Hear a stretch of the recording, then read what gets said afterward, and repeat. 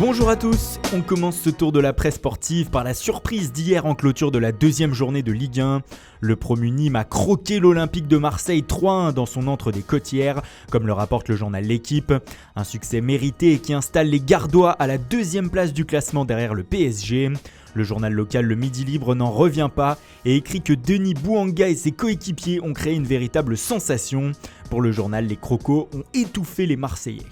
En Angleterre, le duel à distance entre Manchester City et Manchester United a déjà commencé et l'un a pris l'ascendant sur l'autre hier. Les Citizens ont écrasé Huddersfield 6-1 et ont la classe pour le Mirror, en référence aux propos de José Mourinho avant le match, alors que les joueurs de Manchester United sont des clowns pour le tabloïd après la défaite des Red Devils sur la pelouse de Brighton 3-2.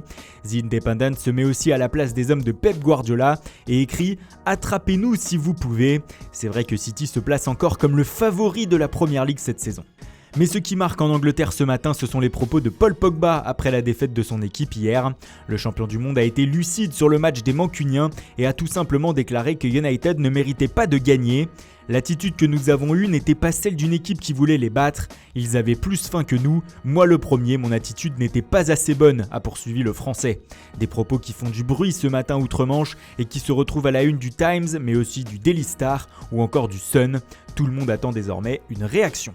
En Italie aussi, faux départ pour l'Inter Milan. Lors de la première journée, les interistes se sont inclinés sur la pelouse de Sassuolo hier 1-0.